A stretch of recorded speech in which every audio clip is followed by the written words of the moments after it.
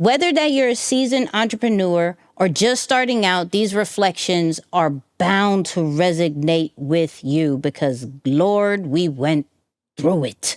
Okay, we have gone through it. Now, first, we're going to start with reflections that are just floating on the internet. We found some really good ones that we want to talk about, but then also we're going to be talking about our own personal experience and share our own personal journey, the hard-earned lessons, the insights that we can only gain through experience. So whether you're just starting or whether you're already in the midst of everything, this is the episode, this is the video, this is the clip that you've been dying to listen to because, like I said, Lord knows we went through it. So let's dive into the very first one, right?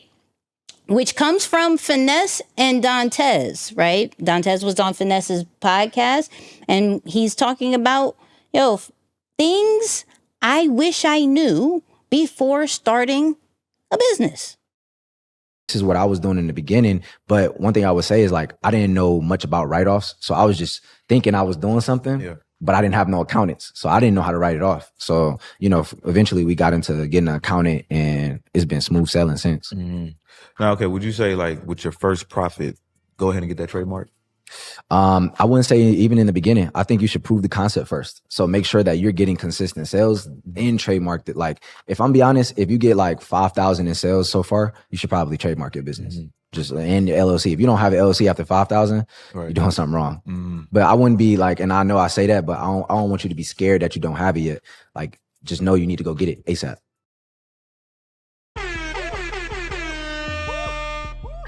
Yeah. Very, very important lesson. And if I may add, not just get an accountant, but make sure you're working with a CPA, all right? Because there are some rules and regulations that a CPA would know about that a standard accountant may not know about. So that's definitely one of the things that I've learned the hard way myself after having to pay tons of fines and fees and interest and late payments and all this stuff for things that you think you're doing the right way, to also realizing that I think the probably the most disappointing thing about taxes or accountants or anything of that nature really is that this is your hard-earned money that you work so incredibly hard for.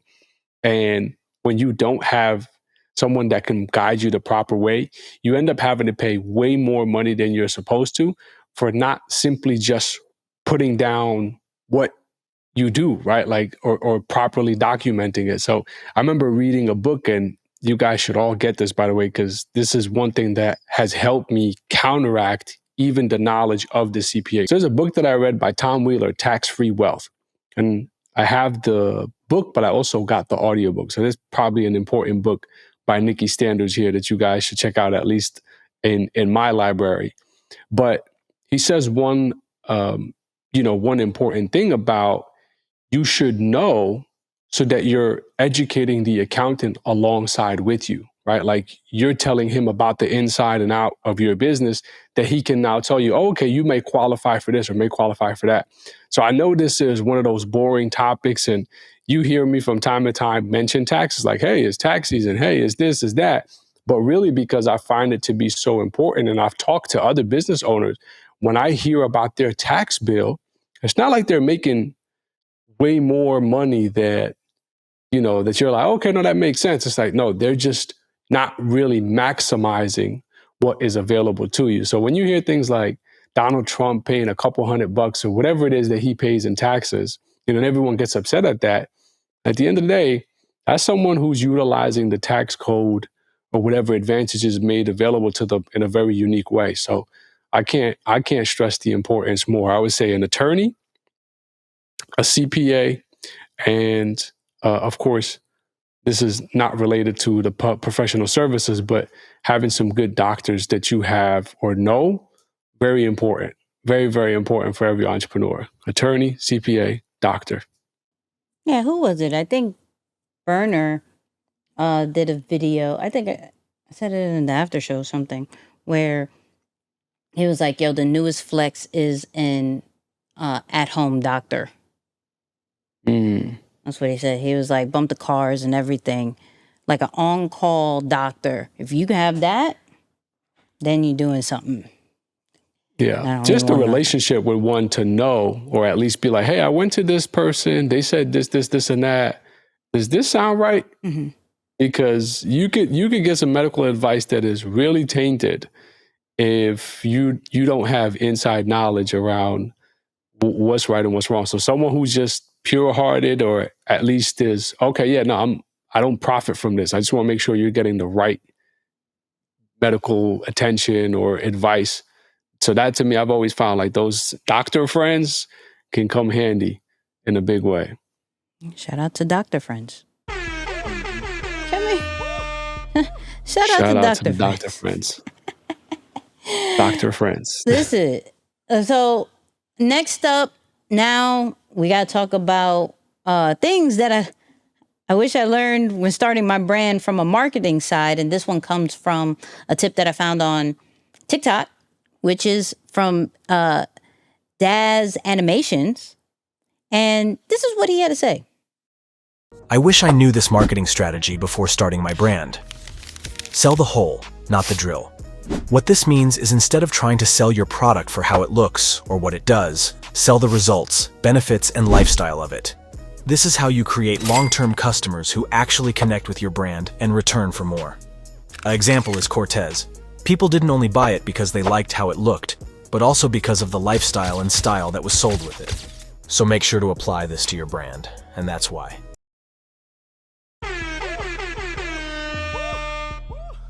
So I'm so big on this lately because I feel like there has been several maybe products or services that I've concentrated on the actual information, actual product, actual, thing, where I didn't really embody the power of community and how does it make someone feel? How is it going to gain them any type of status in some way, shape, or form, right?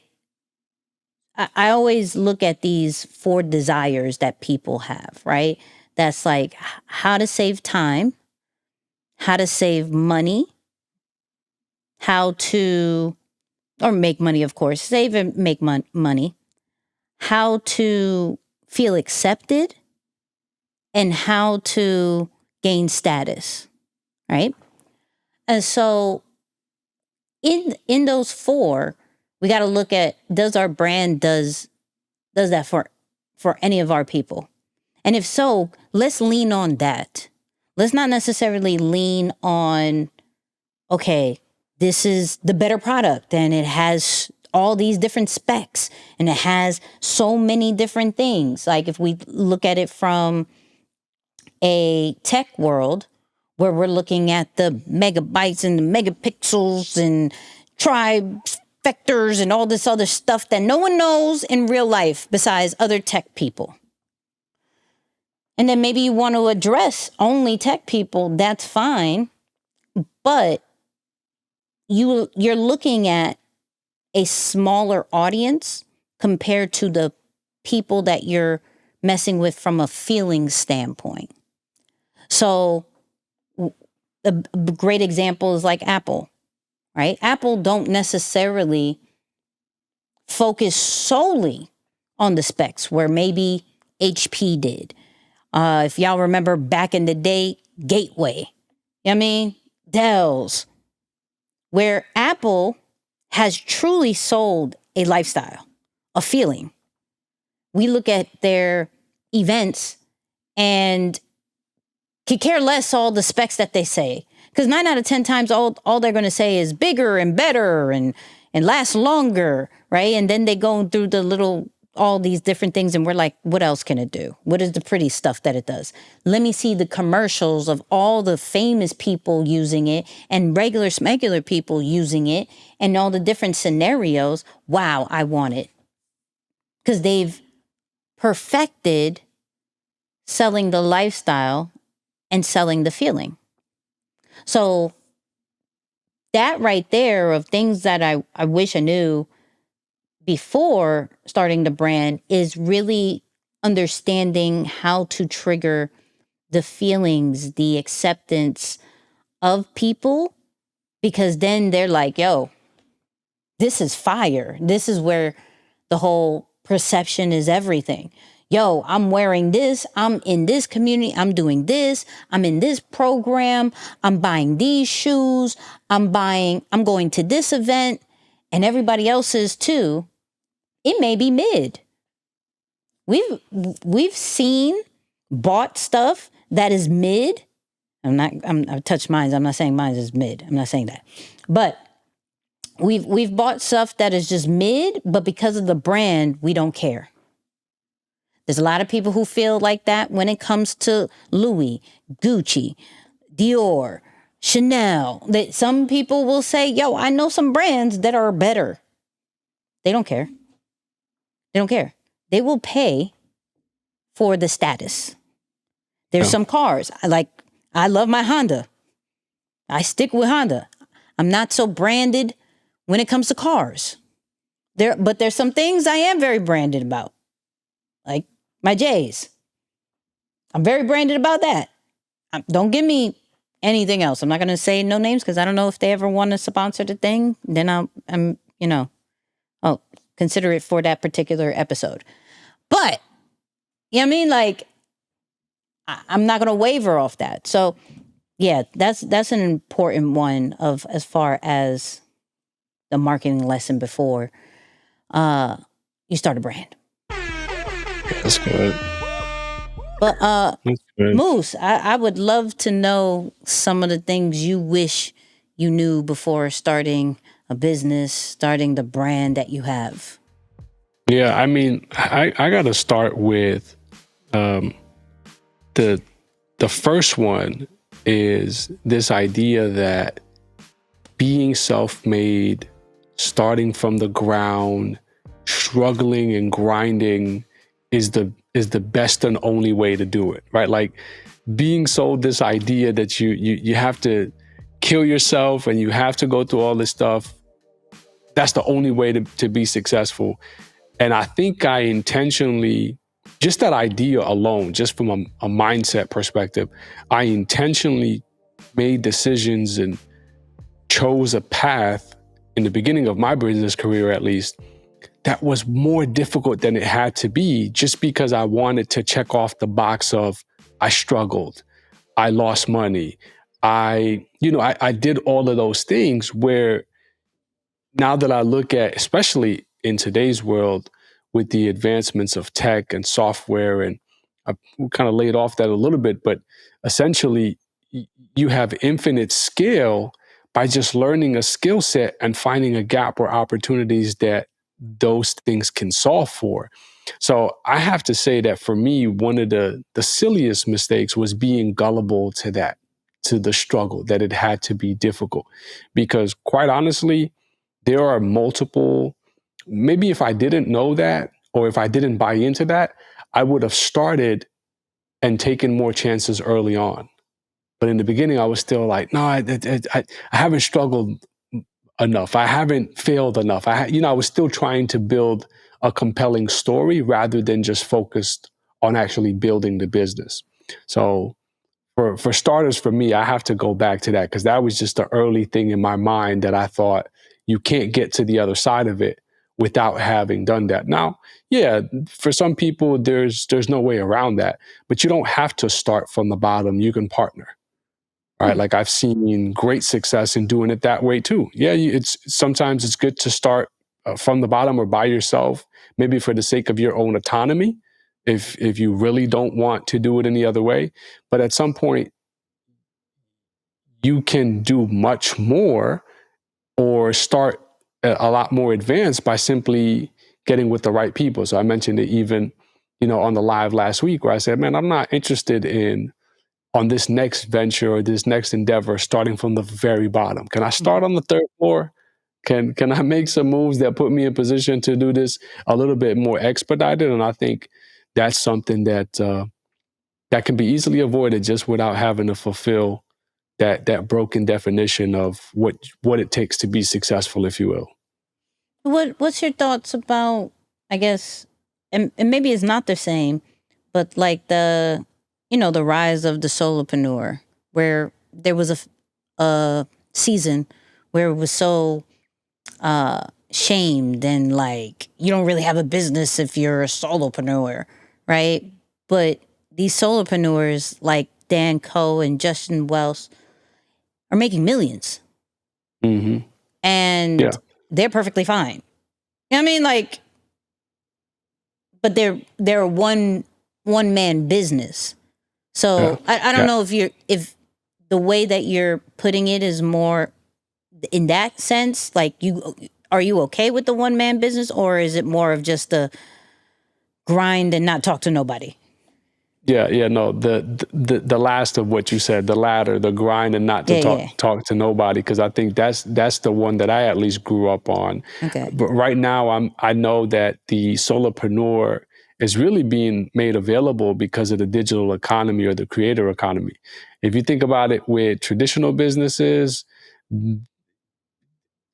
solopreneurs were looked at as freelancers, right? It's like there's a difference, minimized and maybe didn't have as much income potential. But now within the digital world, there's the possibilities are just endless. And then you add to it the creator economy and what some of these individuals you mentioned are doing. I think it helps accelerates it, where people are looking back like, okay. And by the way, just to clarify, being a solopreneur doesn't mean that you don't work with anyone. Mm-hmm. I think, you partner with contractors or you work with contractors, but you don't necessarily have a full staff or a team or employees that you're responsible for as part of your, establishment. So that's how I differentiate the two. But to your original question, to definitely just lock yourself in a room for 10 years, don't talk to nobody. That's the one I was alluding to, because that was, not necessarily the best way of doing it. Yeah, because even with me, like the solopreneur thing is really, really attractive. I ain't gonna hold you. It's growing on you? Oh man, because one with the rise of AI, right? Yeah. I forgot. I think it was that. What was that podcast with all the rich people? You know what I'm talking about. Yes, I know what you're talking about. All in or something okay. like that. The All In podcast, right? When my man said, the rich people. Yeah. I love it. You knew exactly what I was talking about, though. I knew exactly what you're talking about. Yeah, right. Absolutely. So the one where he said with AI, there's companies that have 140 to hundreds of employees, and the goal is going to be 4. There's going to be companies of people that have 4 employees and going to blow those other ones out the water. Ever since I heard that, I was like, I want that. I don't want a full-blown staff. I want a group, like a small group of people, and let's blow this out the water with certain, if there are people who are with one and just contracting and resourcing, being very resourceful, I'm saying that is going to be like, I'm studying one right now that is a beast in the content situation. Solopreneur, just 10, 15 pieces of content off of one and is making a living off of it. And I'm like, tell me more. Tell me more. And even though there's certain other models that I'm okay with, but I'm like, we may have to explore that as a situation. And I think for me, I've never been the full desire of building something and getting an exit, and like, that's your thing, right? I'm like, I like building stuff, and I'm okay with keeping it. Yeah. If I could create a certain thing, now there's going to be there does have to be a model of, it doesn't necessarily need me to be successful. That's another thing. But yeah, I like that little solopreneur thing. I don't it's a little trend happening right now, and it really got my attention. Yeah. No, I'm hearing you talk about it more and more, so I know it's growing on you.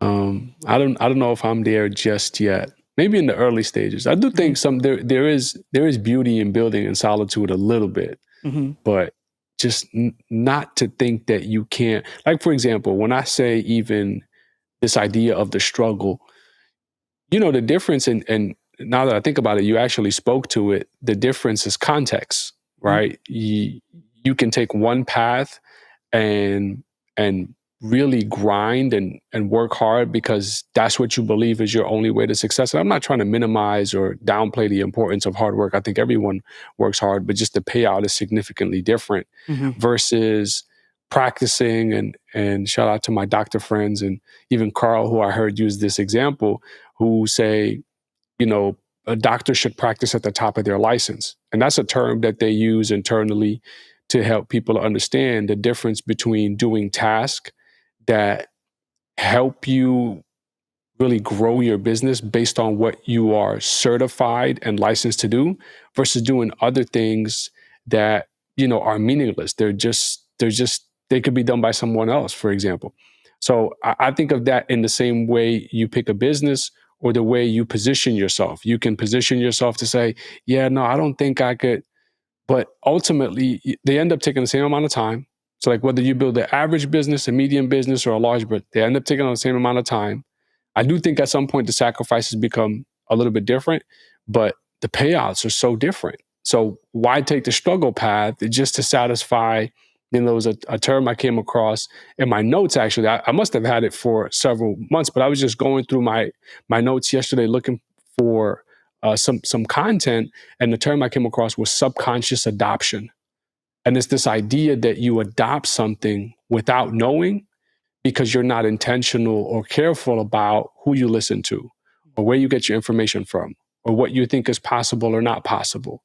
So you subconsciously adopt or inherit this idea that, business can't be built unless it's done this way. It's like, no, that's not true. There are so many different ways that you can build business to so many different levels of multitude. It just depends on who you listen to or what you believe is the path that is achievable for you.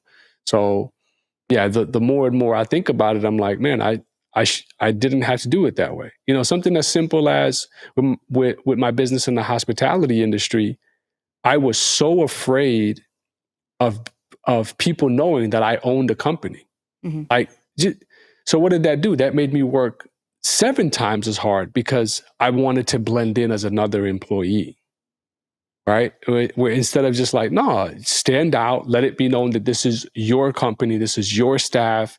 You have to take a leadership role and oversee the operation instead of pretending to be like everyone else so that maybe your coworkers or staff members don't feel like you have a one-up on them. So like silly little things like that. And of course, I'm going back almost 7 years in time, but that was just, that had nothing to do with, say, just the way the business had to be run, other than just the idea of how success was perceived to be built, right? That was like, now you got to do this, where other people are like, this. And we talked about it once, this idea of people who inherit businesses. Not everyone can relate with it, but people who inherit businesses, by definition, they really didn't work for or work hard to have whatever is given to them, but by all means, it's rightfully theirs. So there's a lot of different things that come to that. But to keep it relatively simple, I think just simply thinking that that's the only way, big mistake. Okay, I'm not mad at that. You got another one just in case, or I'll let you go for it. Yeah, no. That was a mouthful. I'll let you go with yours first. That was a mouthful. That was a mouthful.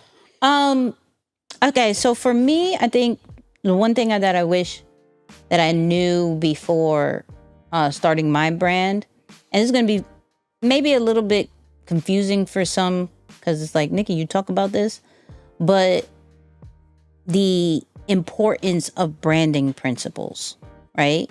Like, I think starting, we understand like, oh, the brand, but I've always led with content, right? So I thought in the beginning was, okay, as long as you have a strong, let's say, mission statement, you understand who you're talking to, you got presence, you should be good, right?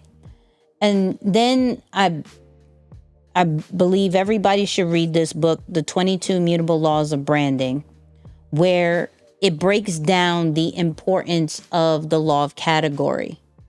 Where are you creating it first? Like, we think of a market, right? Let's say fitness market. And then you can't necessarily own the fitness category. So you kind of have to create different subcategories that you particularly own. So I use this example a lot where I say, okay, if you're a fitness trainer, you're in the pool of every other fitness trainer. What's the difference between you and them, right?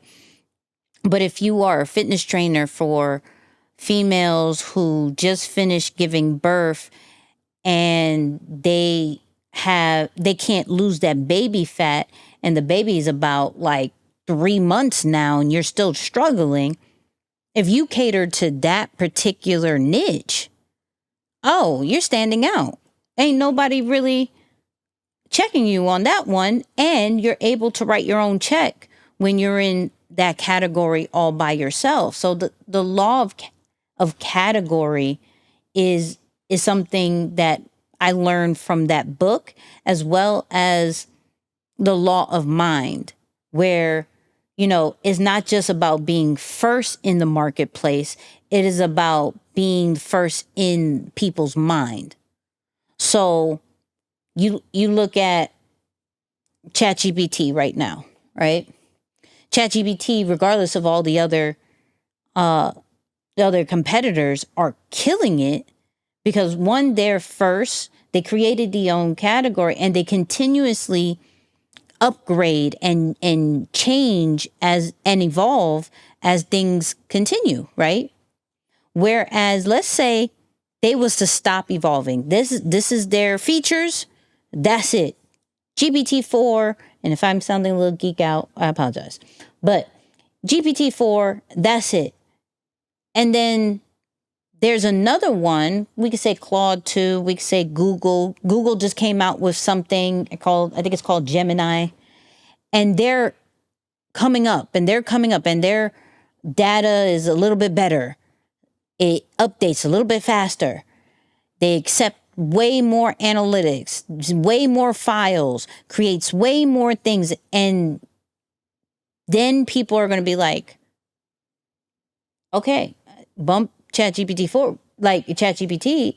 We were talking about that because they were first, but now this is better, right? And so when I think about AI, I may think about these people if ChatGPT doesn't play it right, where, and we can go into sports real quick, where, when we think of basketball, we think of Jordan, but now, because he's retired, right? Now LeBron, Kobe was in the mix, all this stuff. Like, it's who is staying, that comes in mind first. How can we control and own the minds of the consumer, rather than I'm just first, or I'm just better. I'm the better quality, I'm the better vibes. Nah, it's, are you first, or have you created your own separate category? As well as, since you're separate in that category, are you embedded in the person's mind? So I think that, and of course, and I think I was triggered because of the Navy, where they always said everything is perception. But when it comes to branding, the law of perception is so important, right? Where, it's not necessarily who's better. It's about the brand that is focused on once again, the feeling, like my man had said, focused on lifestyle, focused on shaping how consumers perceive the product or the service, right, or the brand. It's not, is this the better one? It may not be, but I rock with this all day. So like, I wish I would understand the laws more, not just the simple, the basics of branding. I think because another book that I read that I went back and actually remodeled Deeper Than the Brand under, which was Primal Branding, where this is where they talked about having a creation story. This is where they talked about having a creed, icons, rituals, secret language, where this can almost sound like a cult kind of situation. But if we really pay attention, things we gotta look at are churches and cults and understand why they have the communities that they have, right? Yeah. And not on, once again, not on no disrespect or anything, and cult definitely not on some please join one.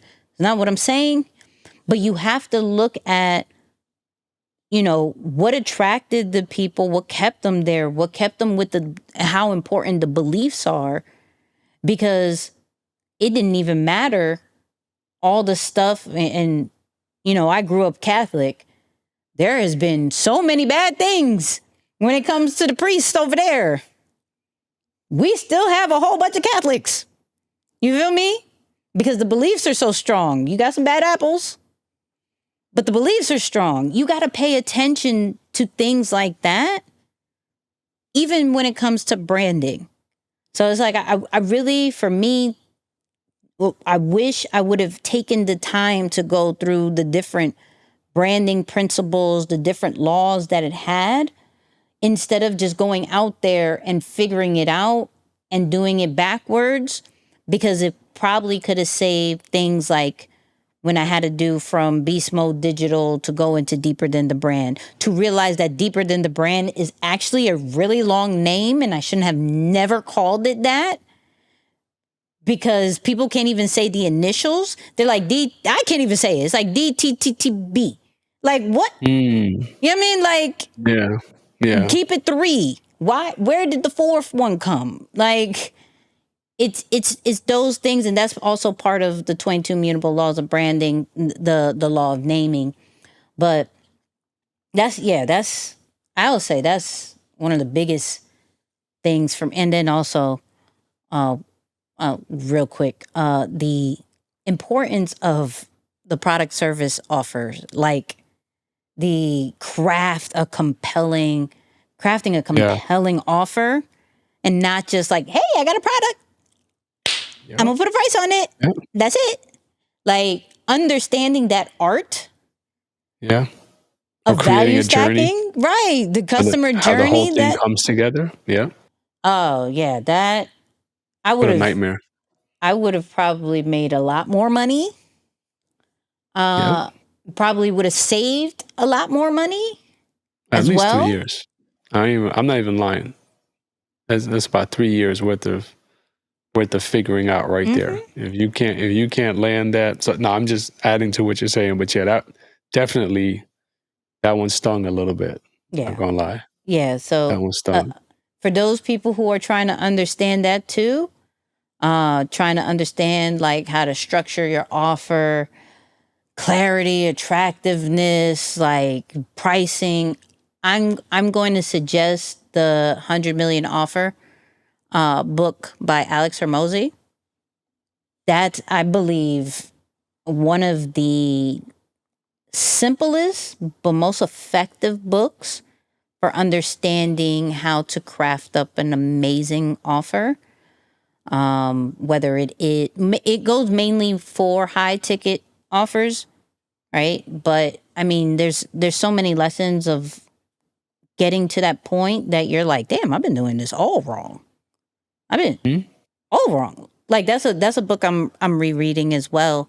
Like I have specific notes. He also has a website that he's giving the videos for free.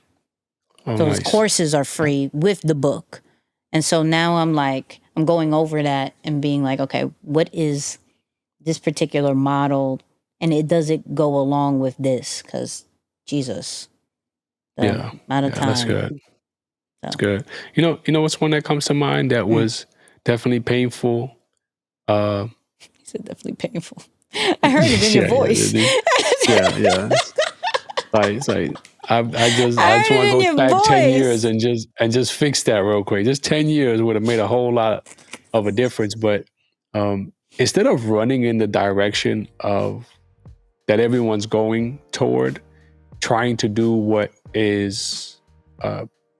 everyone is trying to do, instead run in the opposite direction and supply the need.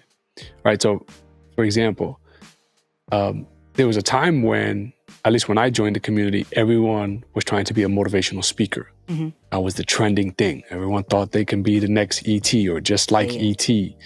And so everyone ran in that direction. And there's one person that comes to mind because he started in that direction, but he quickly did a U-turn and has done phenomenal for himself. And that's Isaiah, right? Because Isaiah was like, yo, if all of these people want to be motivational speakers, well, they're all going to need content. And you know what's the one thing that all of these quote unquote motivational speakers don't know how to do is edit their content. So he did a U-turn. He started on that journey with me, actually. Like we were in the same community in that sense, and just did a U-turn. I mean, and look at what he's doing now. And I'm like, man, this genius. So I have to say, even to myself, we did it. And I don't want to say we did it late, but we did it on our own time with the flight assessment in building the technology. But that's the thing where I say, man, like years earlier, 10 years earlier, to catch on that strategy, instead of saying, hey, I want to jump in with where the mass market is going, instead saying, okay, how can I just go in the opposite direction, not to compete against them, but just to supply the need of what everyone's going, what everyone will need. You know, of course, I think about a lot of the video platforms that we use, everything from like Thinkific and Kajabi. Brilliant, right? The rise of the course, or the rise of online learning, really, because that came before the course era. And instead of, you know, some of these other key players jumping in and saying, yeah, I'm gonna create my own online learning modules and this, they're like, well, what about giving people a place to be able to store and structure their communities so that they can have a unique experience for their users, or store their content and their material in one place? You know, it's just a lot of that kind of thinking is actually what I'm trying to take, or at least think about through the lens of AI. It's like, okay, everyone's headed in this direction. What's going to be the thing that supplies the need for the people who are headed in that space? Mm-hmm. Because that's one who I think that was a big opportunity. I don't want to say it's not a full pain right now, but it's definitely an opportunity that was passed up. I was like, oh man, if we would have caught on to that, that would have been a good move.